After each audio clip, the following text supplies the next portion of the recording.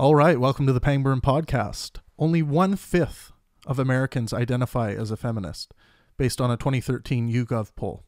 Only 5% of Republicans and 32% of Democrats.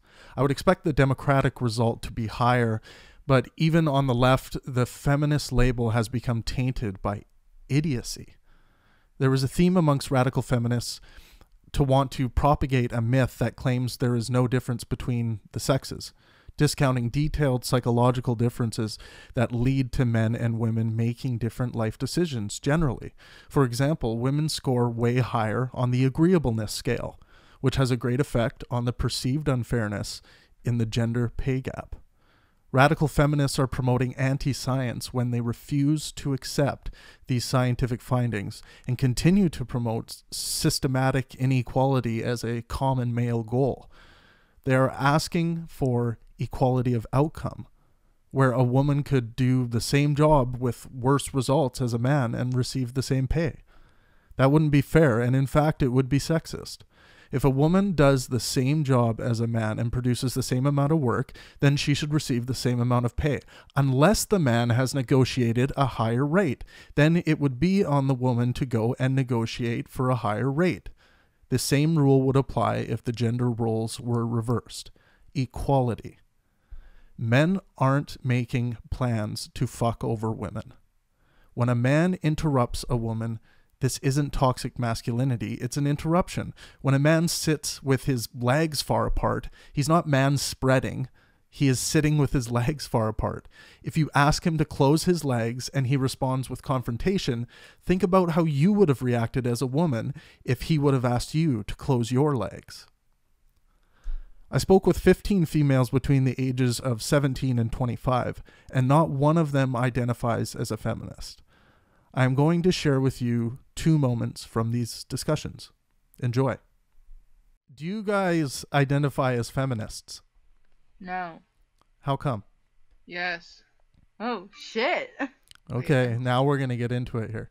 Okay, why don't you identify as a feminist? Because Stop looking at me like that. You're pressuring me. Because, I believe women should have rights, but, I don't believe that women should be able to do whatever they want. Hold on. Well, but you believe in equality for women, right? Yes, but I don't believe, okay, what I'm saying is, I don't believe that anybody should be able to do what they want.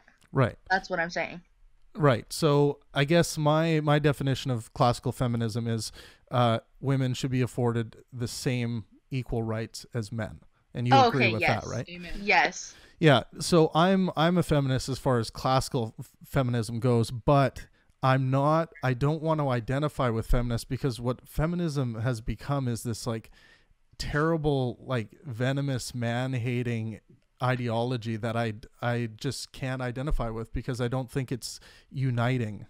What do you guys think? I disagree. Okay. Strongly. Let's hear. No. Next question. Do you guys consider yourselves feminists?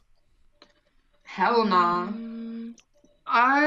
I mean, kind of, but I'm not a huge feminist. I think women, I guess, should have the same rights as men. But most feminists I see and hear are women are better than men.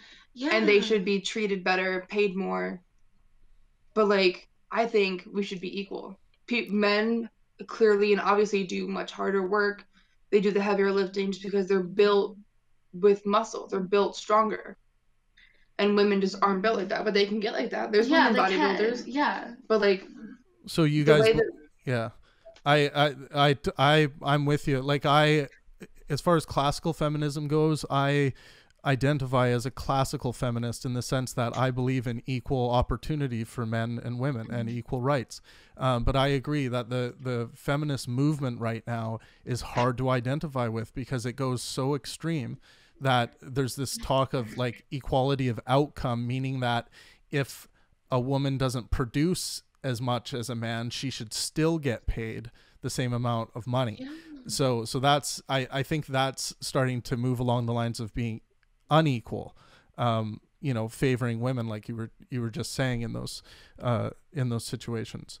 I think what some would identify or label as radical feminism is kind of this. It has turned into this kind of man-hating ideology, and I think that can be kind of dangerous.